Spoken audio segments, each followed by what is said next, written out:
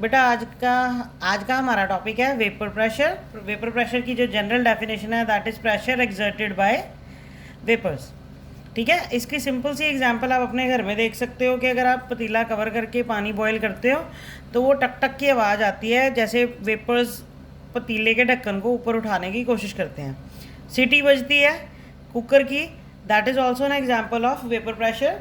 सो हमारी जो केमिस्ट्री की डेफिनेशन है ना वो यहाँ कंप्लीट नहीं होती एक्सर्टेड बाय वेपर्स के बाद।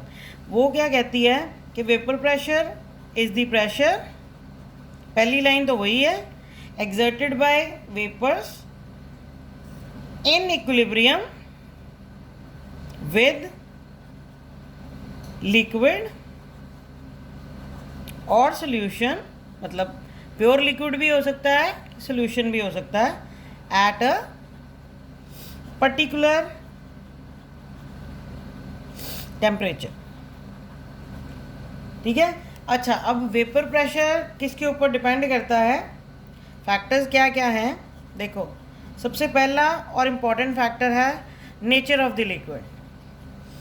देख, अब वेपर्स लिक्विड से बनने सबसे इम्पॉर्टेंट क्या है कि उसकी intermolecular forces of attractions weak होनी चाहिए। जिसकी फोर्सेस वीक होंगी वही जल्दी वेपराइज हो जाता है। सो हमें क्या है, weaker the intermolecular forces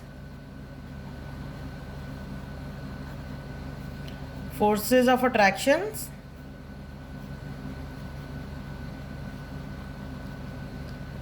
greater will be the amount of vapors। ठीक है। अब दूसरा इंपॉर्टेंट फैक्टर सबसे ज़्यादा इंपॉर्टेंट है, दैट इज़ टेम्परेचर। अब ये चीज़ तो हमें पता है कि नॉर्मल टेम्परेचर के ऊपर तो वेपर्स बनते नहीं, जितना टेम्परेचर ज़्यादा होता जाता है उतने वेपर्स ज़्यादा होते जाते हैं। Higher the temperature greater is the vapor pressure और greater are the number of vapors। यहाँ पर एक इक्वेशन है वो मल्टीपल में बहुत बार आई है, that is Clausius Clapeyron equation. इसके बेसिस पे बेटा 2 साल पहले तक CBSE में न्यूमेरिकल्स आए थे, बट न्यूमेरिकल सीधा ही आ जाता है। सो इक्वेशन को ज़रूर लर्न कर लेना, that is log P2 upon P1 that is equals to delta H vaporisation over 2.303 R T2 minus T1 upon T1 T2। ठीक है, P1 और P2 प्रेशर्स हैं, डेल्टा H वेपराइजेशन है, R हमें पता है गैस कांस्टेंट है, T1 T2 टेम्परेचर्स है। अब ये सारे वेपर प्रेशर मैंने कहाँ यूज़ करना है, जो केमिस्ट्री के इस चैप्टर में कम से कम भी 50 बार दोबारा आना है, दैट इज़ राउल्ट्स लॉ।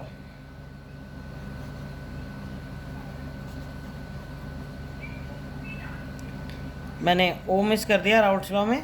चलो, Raoult's law for volatile solutes. Volatile होता है जिसके वेपर्स रूम टेम्परेचर पे बन जाते हैं, vaporise at room temperature.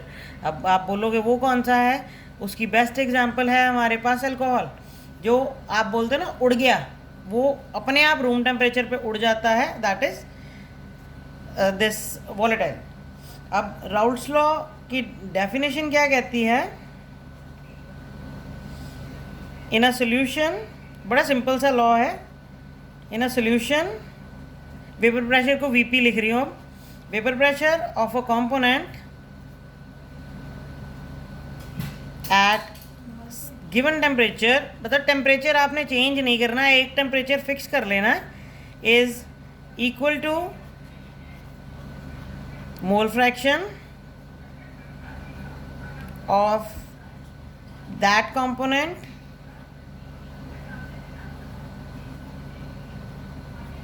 multiplied by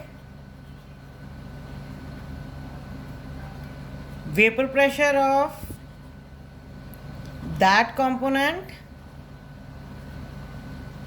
in pure state. अब ना डेफिनेशन में ना बार बार दैट कंपोनेंट आता है तो थोड़ी सी कन्फ्यूजन हो जाती है।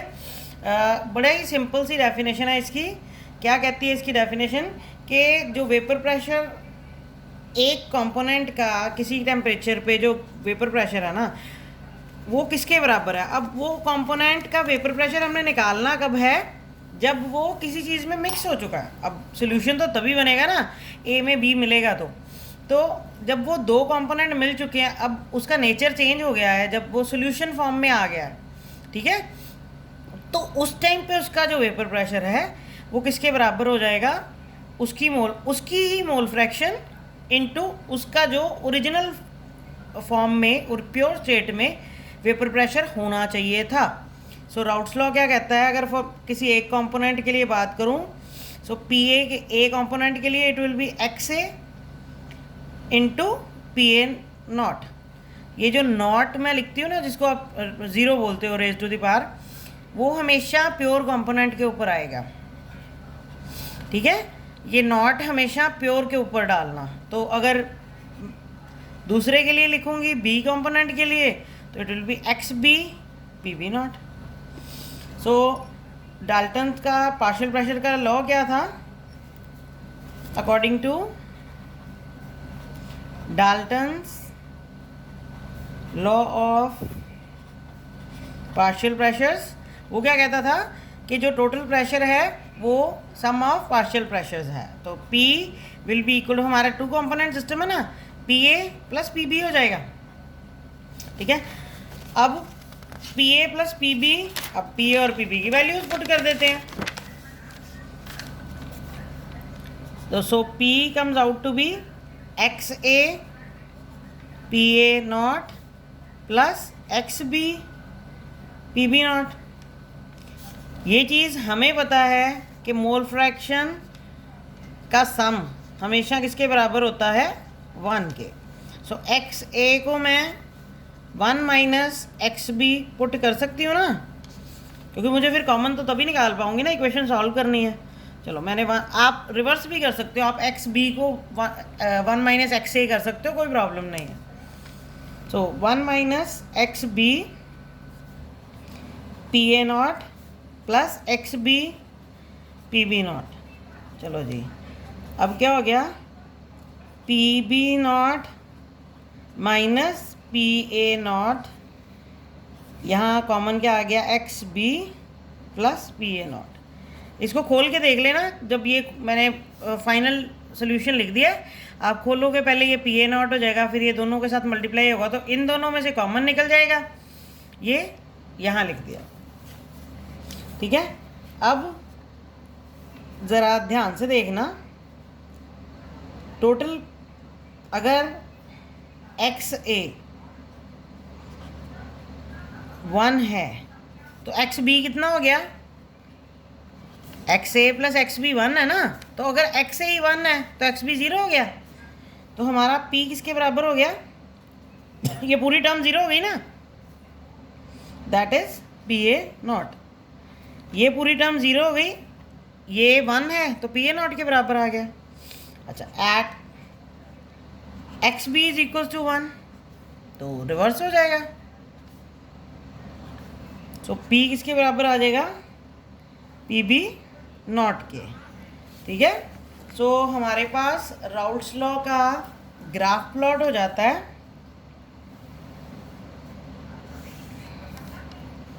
इस तरह से, जहाँ पर एक्स ए और एक्स, देखो अगर एक्स ए 1 है तो एक्स बी 0 है इधर, अगर यहाँ एक्स ए 0 है तो एक्स बी 1 है, ठीक है। This is vapour pressure. तो हमारा ग्राफ कैसे प्लॉट होता है, अब यहाँ एक्स ए 1 है, ठीक है ना,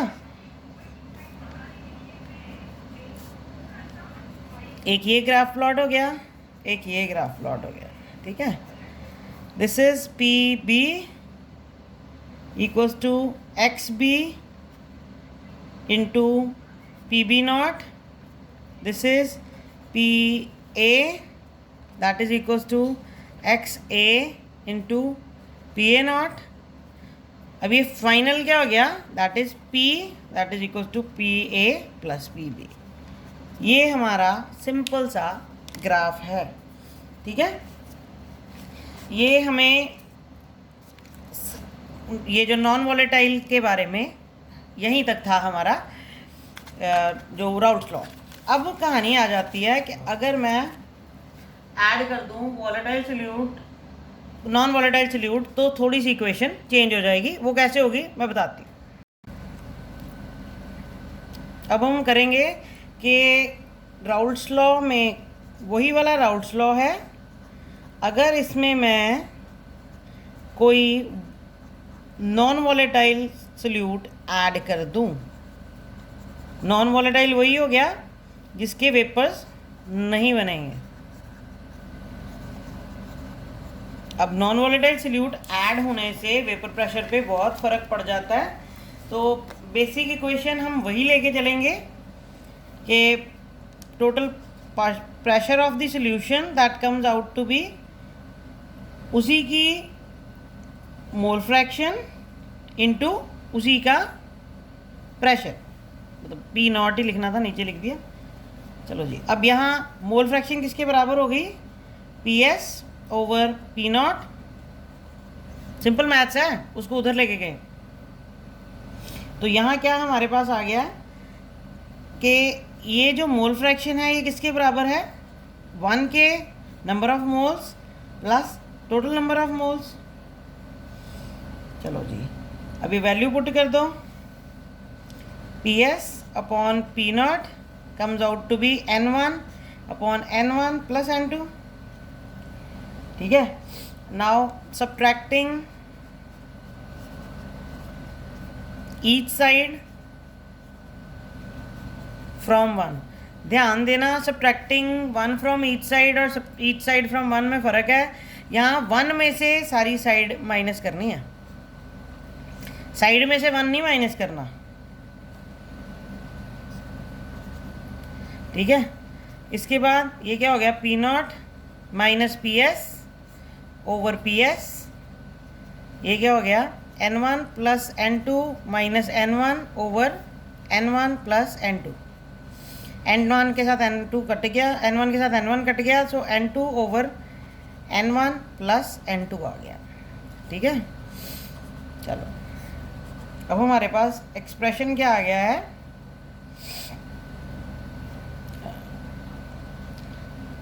अब फॉर नॉन वॉलेटाइल सॉल्यूट, क्योंकि उसकी अमाउंट वेरी वेरी लो थी, so as amount of N2 was very very low, therefore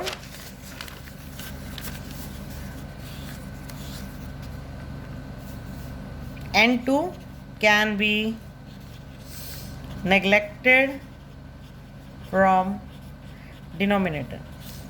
ये चीज़ याद रखना, डिनोमिनेटर में से ही होना है, न्यूमरेटर में से मत कर देना,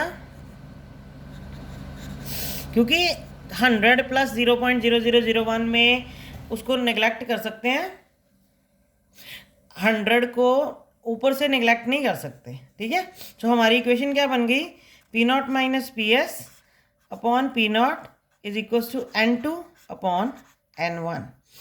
ये हमारी इक्वेशन बन गई है, जहाँ पर P naught minus P S over P naught is called relative.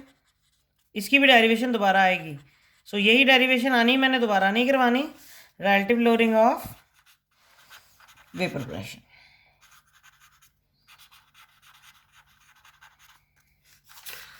ठीक है, अब लास्ट एक छोटा सा टॉपिक और है, that is Raoult's law as a special case of Henry law. Raoult's law as a special case for Henry's law। अब Raoult's law क्या कहता था? P A is equal to x A P not A, या P B is equal to x B dot P not B. और हमारा Henry's law क्या कहता है? That is P A is equal to K H x ए। सो यहाँ पर भी directly proportional है प्रेशर मोल फ्रैक्शन के, यहाँ पर भी डायरेक्टली प्रोपोर्शनल है प्रेशर मोल फ्रैक्शन के। So therefore these both laws become identical. So similarities क्या हैं? Both applicable to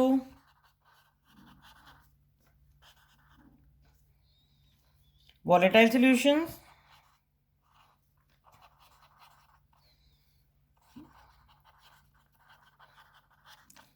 और सेकंड सिमिलैरिटी है both tell that vapor pressure is directly proportional to, जो अभी हमने पढ़ा, proportional to mole fraction.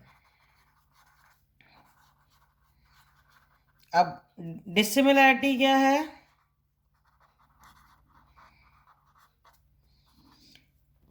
Dissimilarity क्या है कि कहाँ फॉल करती है? दैट वो फॉल करती है प्रोपोर्शनैलिटी कांस्टेंट में।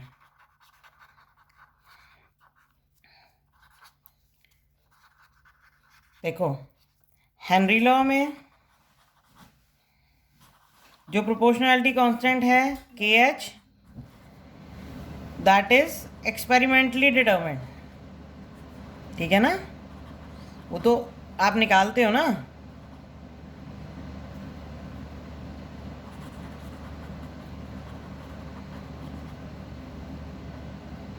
ठीक है, और जो राउट्स लॉ है